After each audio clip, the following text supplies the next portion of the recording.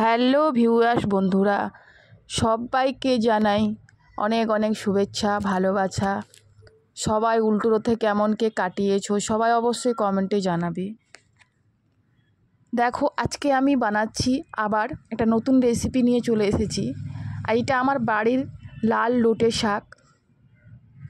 সেই লোটে শাক দিয়ে কাঁঠাল বীজ দিয়ে চিংড়ি মাছ দিয়ে রান্না করেছি চচ্চড়ি।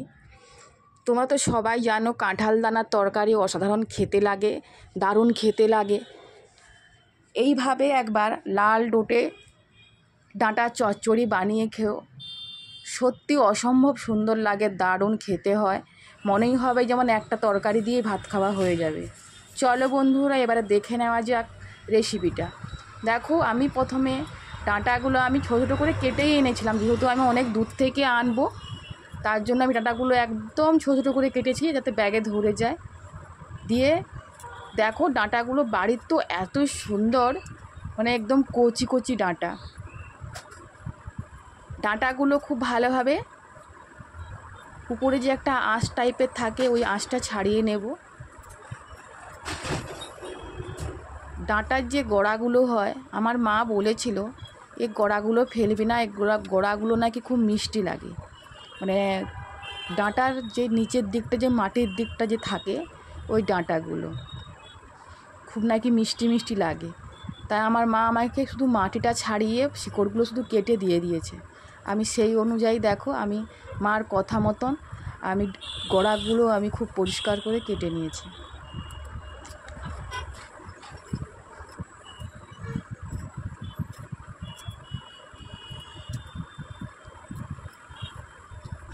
সব ডাঁটাগুলো ভালো করে একটু কেটে পরিষ্কার করে নেবে। আমি এর মধ্যে কিছু সবজিও অ্যাড করব। তোমরা শুধু কি আর ডাঁটা দিয়ে চচ্চড়ি হয় না বন্ধুরা, তাহলে কিছু সবজি দিতে হবে। তোমরা যা বাড়িতে যেরকমই সবজি পাবে, পাঁচমিশালি টাইপের সবজি, সেই রকমই সবজি দিয়ে দেবে। ঝিঙে থাকুক, কুঁদরি থাকুক, পটল থাকুক, যাই থাকুক। দেখো, আমার এখানে 2-4টের মতন কুঁদরি ছিল, আর দুটোর মতন মনে হয় পটল ছিল, আর একটা কাঁকরোল ছিল। এতে ঝিঙে দিলেও খুব অসাধারণ খেতে লাগে। আর দেখো, আমি এখানে 2টো আলু দিয়ে দিয়েছি। ব্যাস, সবজি কাটা শেষ, মোটামুটি সবজি কাটা শেষ। আর এখানে আমি 100 গ্রামের মতন চিংড়ি মাছ নিয়েছি। এই যে কাঁঠাল দানাও আমার মা বাড়ি থেকে দিয়েছিল, আর আমি ওইখানে কিছু কাঁঠাল দানা আমার মা ব্যাগে করে দিয়ে দিয়েছিল কাঁঠাল, সেটা খেয়ে কাঁঠালের বীজগুলো রেখে দিয়েছিলাম। কাঁঠালের বিচিগুলো ছাড়িয়ে, এই ছালটা, উপরের ছালটা ছাড়িয়ে নিলেই হবে। নিচে গায়ে যে লাল ছালটা থাকে ওগুলো ফট করে ছাড়ানো যায় না, ওগুলো ছাড়াইনি আমি, ওগুলো আমি রেখেই দিয়েছিলাম। আমি দানাগুলোই মোটামুটি অনেকগুলোই দিয়েছিলাম। দানাগুলো সত্যি আমার সত্যি খুব সুন্দর লাগে খেতে। তোমরা এইরকমইভাবে কি কোনো সময় দানার তরকারি খেয়েছো, বীজ দানা, কাঁঠাল বীজ দানা? তাহলে অবশ্যই এই রান্নাটা খেয়েও, অসম্ভব খেতে লাগে। আর এটাও ভালো লাগে, আর একটা রেসিপি করলে ওই পুঁই শাকের ডাঁটা দিয়েও তরকারি করলেও খুব সুন্দর লাগে। দেখো, খুব সুন্দর করে একদম ভালো করে সব সবজি পরিষ্কার করে আমি চটকে ধুয়ে নিয়েছি।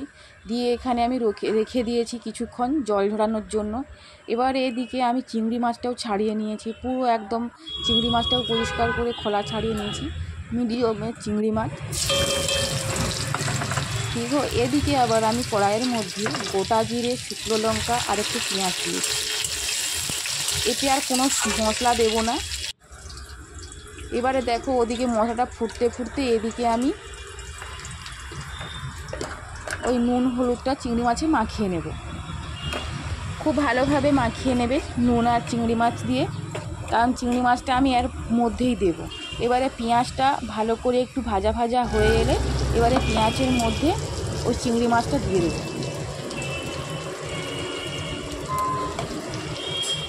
এই যে চিংড়ি মাছটা আমি দিয়ে দিলাম, চিংড়ি মাছটা দিয়ে 2-4 বার নাড়ার পরে জিরের গুঁড়ো, লঙ্কার গুঁড়ো আর একটু হলুদ গুঁড়ো, একদম মশলা কমপ্লিট।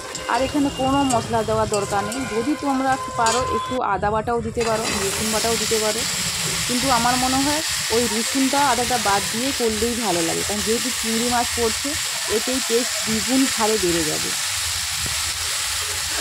তা অনেক বাড়িতে আমি দেয় দেখেছি, চচ্চড়িতে আদা রসুন সব কিছু দেয়, কিন্তু আমার ভালো লাগে না। বা অনেকজনের বাড়িতে এইভাবে সিম্পল রান্না করেও খায়, অসাধারণ খেতে, কারণ চিংড়ি মাছ দিলেই টেস্টটা অটোমেটিক দ্বিগুণ হারে বেড়ে যায়। আমার যেহেতু কড়াইটা ছোটো, এই জন্য সব কিছু একদম কড়াই যেমন ভরে গেছে, কিন্তু তরকারি যখন হবে তখন দেখবে অল্পখানি তরকারি হবে, দিয়ে ভালো করে কষিয়ে নিতে হবে। এবার একটু পরিমাণ মতন তো নুন দিতেই হবে, পরিমাণ মতো তোমরা এখানে নুন অ্যাড করবে। নুনটা দেওয়ার পরে ভালো করে আর একবার দু একবার এরকম করে নেড়ে তোমরা ঢাকা দিয়ে দেবে। ঢাকা দিয়ে দেখবে রান্না করবে। এতেই দেখবে যা কিছু সবজির জল থাকবে ওতেই সবজিটা সেদ্ধ হয়ে যাবে, আর একটু কোনো জল দিতে পড়বে না। লাস্টের দিকে শুধু অল্প জল দেবে, এখন কোনো জল দেওয়ার দরকার নেই। পুরো ঢাকা দিয়ে রান্না করবে, দেখবে পুরো জলটাও মরে যাবে আর সবজিগুলো খুব ভালোভাবে সেদ্ধ হয়ে যাবে। আর একটা তোমরা এইভাবে রান্না করতে পারো, চিংড়ি মাছটা লাস্টের দিকেও দিতে পারো, সেটাও ভালো লাগবে খেতে আর এটাও ভালো লাগবে খেতে।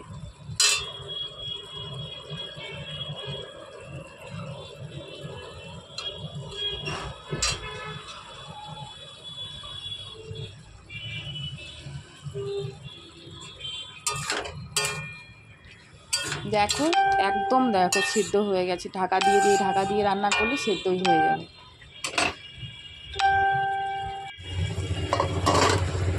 কেমন সব তোমরা সবাই রথ দেখলে গেল, রথের মেলা, কিন্তু আমি যেখানে থাকি আমাদের এখানে মুকুন্দপুরে রথের মেলা এখনও পর্যন্ত চলবে, অনেক দিন পর্যন্ত চলবে।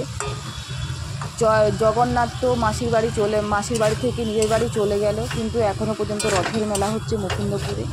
তোমরা যারা এখনও পর্যন্ত মেলাকে মিস করছো অবশ্যই মেলা দেখতে চলে এসো। কলকাতা কালিকাপুর, আর কালিকাপুরের পাশে হচ্ছে মুকুন্দপুর, ওখানে বিশাল বড় মেলা হয়, অনেক অনেক বড় জায়গা নিয়ে মেলা হয়। আর দেখো এপাশে কথা বলতে বলতে এপাশে দেখো তরকারি হয়ে গেছে, আমি সামান্য পরিমাণ জল দিয়ে একে আমি ঢাকা দিয়ে দেবো।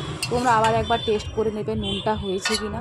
নুনটা ভালোভাবে হয়ে গেলে শুধু উপর থেকে সামান্য একটু চিনি ছড়িয়ে দেবে মিষ্টির জন্য।